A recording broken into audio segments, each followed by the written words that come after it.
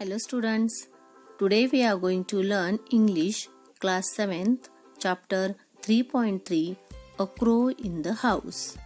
The story is written by famous writer Ruskin Bond. In this lesson we will learn about pet animals, how to help these animals, how to take care of animals. Now let's start the lesson. The young crow had fallen from its nest and was fluttering about on the road, in danger of being crushed by a cart or a tonga or seized by a cat. When I picked it up and brought it home, it was in a sorry condition, beak gaping and head dropping, and we did not expect it to live. But grandfather and I did our best to bring it round. We feed it by pressing its beak gently open with a pencil, pushing a little bread and milk, and then removing the pencil to allow it to swallow. We varied this diet with occasional doses of grandmother's homemade plum wine, and as a result, the young crow was soon on the road to recovery.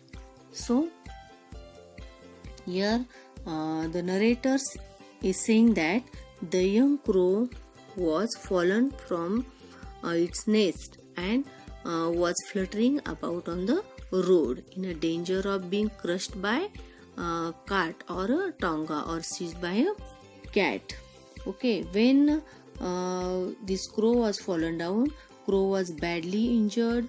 A narrator noticed it and thought that the crow might get hurt by a cart or tonga or seized by a cat. So the narrator brought that injured young crow to his house. And so what grandfather and narrator did, they both opened crow's beak and for giving this crow bread and milk, open the beak gently with a pencil and push a little bread and milk into the beak, and again remove the pencil and allow the crow to swallow it. And by doing this, as a result, what will happen? The young crow was soon recover.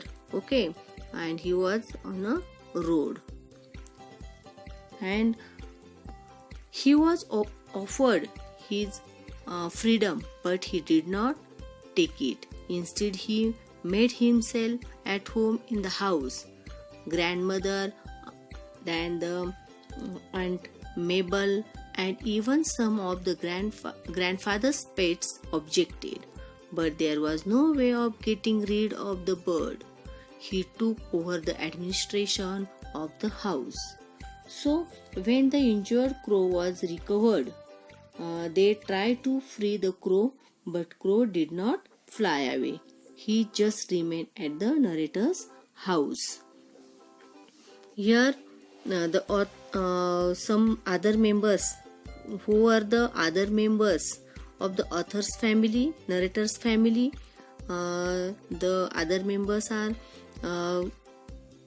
grandfather, then his grandmother, and also the Aunt Mabel. Okay, and here he took crow. When crow was not ready to fly away, he just remained at the narrator's house and he took over the administration of the house. Means that he did whatever he wanted to and made new rules in the house. The others should accept, that means others accepted his behavior. We were not sure that he was a male, but we called him Caesar. Okay, here the poet, that means this narrator, he was saying that we don't know, that narrator did not know whether the crow was a male or a female, but they named the crow Caesar. Okay. Before long, Caesar was joining us at meal times. Besides finding his own grubs or the beetles in the garden, he danced about on the dining table and gave us no peace until he had been given his small bowl of meat and soup and vegetables. He was always restless, the getting about the investigating things. He would hop across the table to empty the matchbox of its content, or rip the daily paper to shed, or overturn the vase of flowers, or tug at the tail of one of the dog. So here the crow did not let the narrator and his family eat until he had been given his small bowl of a meat and the soup and the vegetable. Okay, that means these all naughty things that crow used to do at the narrator's house. That crow will be the ruin of us, grumbled the grandmother, picking the marigold off the carpet. Can't you keep him in a cage? Now here the crow was disturbing all the members in the family as well as the pets also in the house. So grandmother is saying that can't you keep him in a cage? We did try keeping Caesar in a cage, but he was so angry and objected with such a force cawing and the flapping that it was better for our nerves and the peace of mind to give him the run of the house. He did not show any inclination to join the other crows in the banyan tree. Grandfather said this was because he was really a jungle crow, a raven of sorts, and probably felt a little contemptuous of very ordinary Korean crows. But it seems to me that Caesar, having grown used to living with the humans on equal terms, had become the snobbish and did not wish to mix with his own kind. He would even squabble with the herald of the hornbill, perching on the top of the herald's cage. He would pick at the big bird's feet, whereupon the herald would swear and scold and try to catch Caesar through the bars. Now in this stanza that we'll see that the here fears me has word has come. Here the narrator answer the grandmother that we tried our best to keep the Caesar in the cage, but he was so angry and objected with such a fierce cawing and flapping that it was better for our nervous and peace that we should keep him in the house only.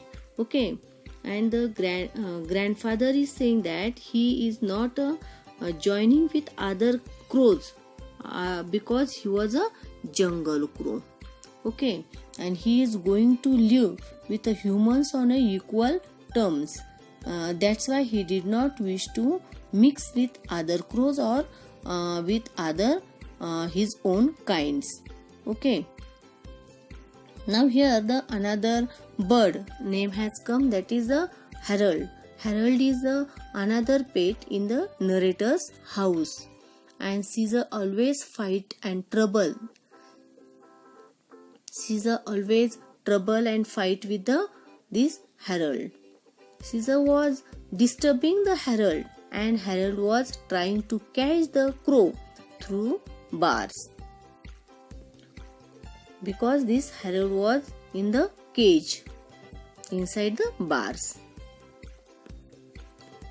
In time, Caesar learned to talk a little as a ravens sometimes do in the crackles throaty voice. He would sit for hours outside the window, banging on the glass with his beak and calling hello hello.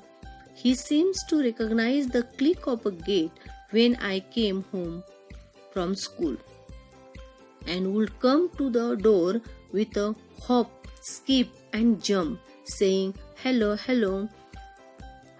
I had also taught him to sit on my arm and say "kiss, kiss," while he placed his head gently against my mouth. So, raven means it is a large crow with a black feathers. So here Caesar was talking like a raven, like this large crow. Okay, because he was feeling very superior, because he was living in the house. Okay, he was not living with other crows, so he was feeling superior, and he was talking like a raven. He also started calling hello, hello, and in this way Caesar learned two words. Which words? Hello, hello, and kiss, kiss. Okay. On one of Aunt Mabel visits, Caesar alighted on her arm and cackled kiss, kiss. Aunt Mabel was delighted and possibly flattered, and leaned forward for a kiss, but Caesar's attention shifted to my aunt's gleaming spectacles and thrusting at them with his beak. He knocked them off. Aunt Mabel never was a success with the pets. Now here, one day when the Aunt Mabel came to visit his house, Caesar went on her arm and started saying kiss, kiss. Okay, but at the same time, when this Aunt Mabel was never success. Aunt Mabel never was a success with the pets, means that pets did not like Aunt Mabel. This was probably because he too did not like them and objected to their presence in the house. Animals can sense it when someone dislikes them. Okay. Pet or pest. Grandmother insisted that Caesar was a pest in spite of his engaging habits. If he had restricted his activities to our own house, it would not have been so bad.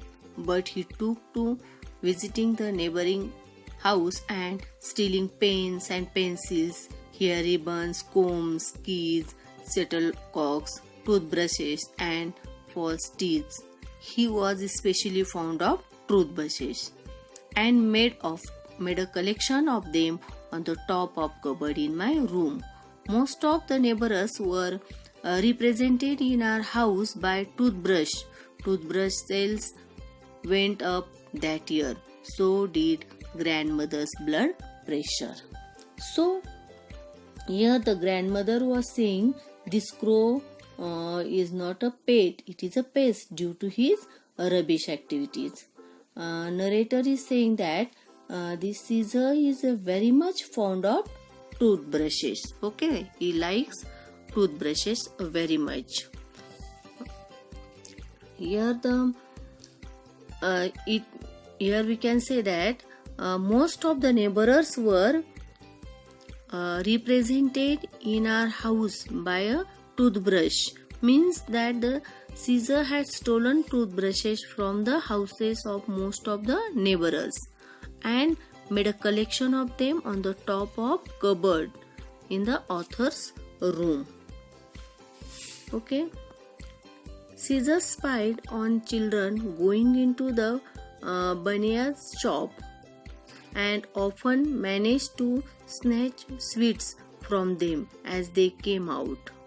Clothes pegs fascinated him. Neighbors would return from the bazaar to find their washing lying in the mud and no sign of pigs. these two found their way to the top of my cupboard.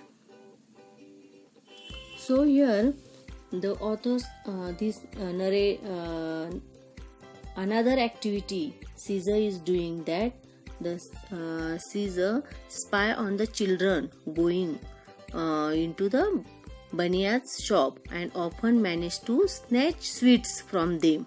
Okay, and this now all the neighbors were also disturbed due to this naughty activity of Crow, and all lost things find on the top of the narrator's, this author's cupboard. It was Caesar's gardening activities that finally lead to disaster. He was helping himself to our neighbor's beans when a stick was flung at him, breaking his leg. I carried the unfortunate bird home, and grandfather and I washed and bandaged his leg as best we could, but it would not mend.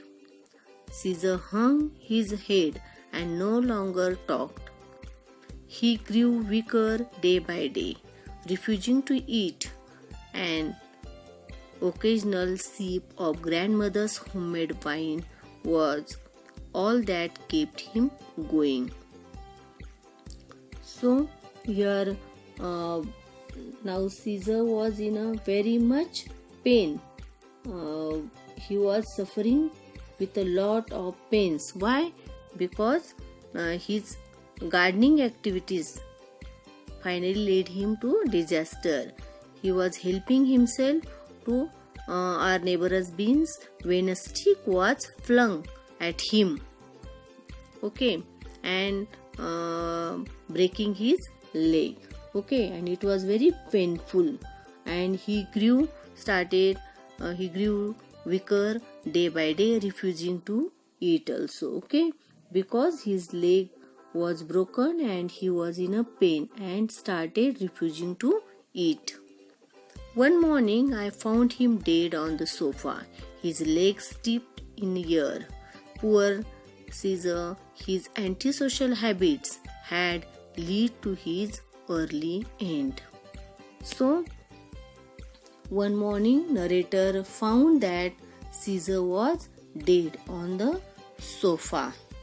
Okay, and his legs stiff in the air. His antisocial activities had led to this his early end. So why he was dead? Because of his antisocial habits. I dug a shallow grave in the garden and buried him there, along with all the toothbrushes and clothes pegs he had taken so much trouble to collect. So here narrator had dug the shallow grave in the garden, and Caesar also what he did, buried him along with his all things, toothbrushes and all, which he had collected, had taken a lot of pain, lot of trouble. Okay, so narrator buried all the things with him. Caesar liked toothbrushes a lot, so narrator had buried Crow with all toothbrushes and all the things. Okay, so this is the lesson about the crow in the house. Students, hope you understood this lesson.